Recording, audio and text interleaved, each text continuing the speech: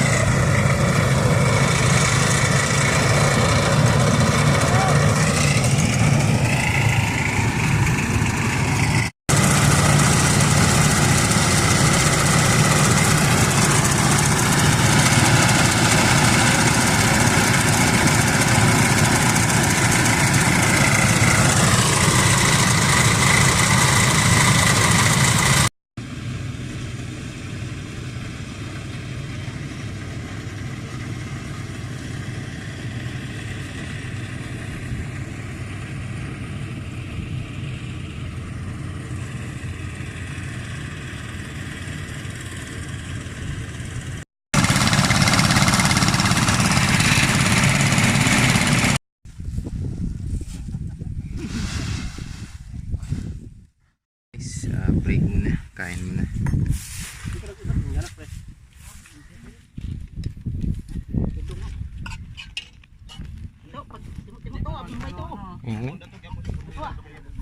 Kaunta.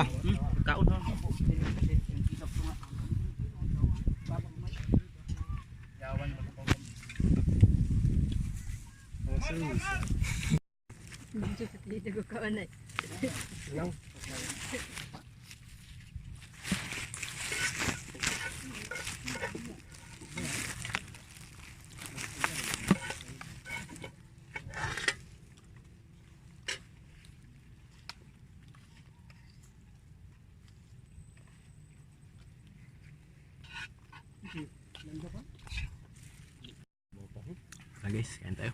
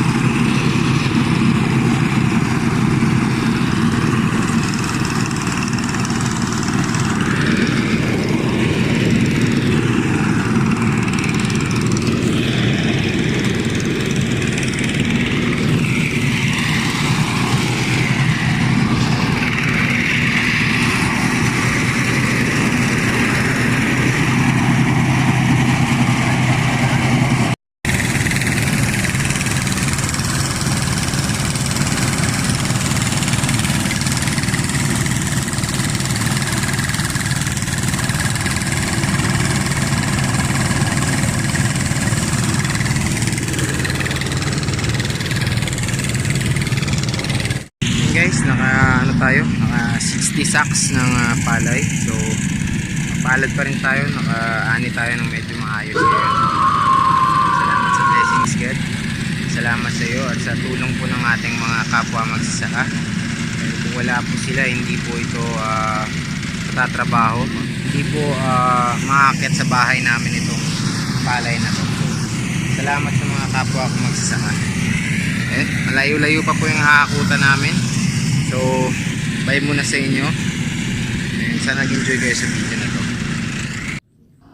Sa mga tao po na iniisip na hindi po sila apektado sa mga ganitong issue dahil po kaya po nilang bilhin ang lahat, meron po silang magandang trabaho at iba pang magandang ikinabubuhay, isipin na lamang po ang mga taong naghihirap dito sa mundo, lalong-lalo na po dito sa ating bansang Pilipinas.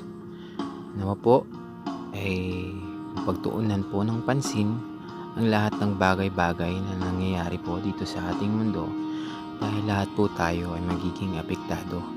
Ito po ang tinatawag na humility o sa ating lingwahe ay pagpapakatao po.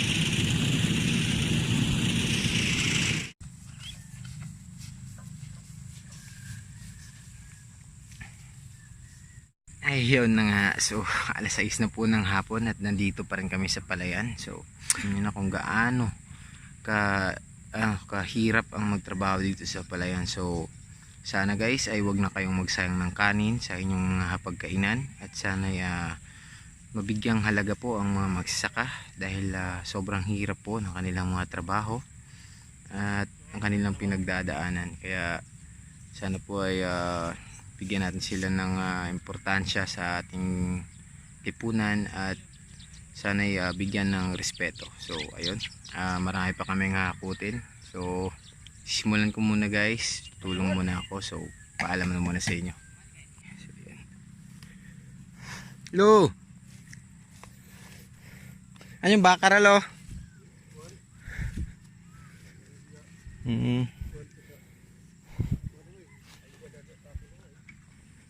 Ikaw karaga-alaga? Oh.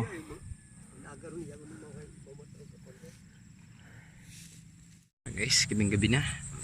Lapit ng dumilim guys. Hindi pa rin kami tapos. Wala pa kami ngakutin. O, tsaga-tsaga na lang guys. Sipag at tsaga ang puhunan guys para may kainin yung pamilya nila. So, respeto nyo talagang mga magsasaka guys.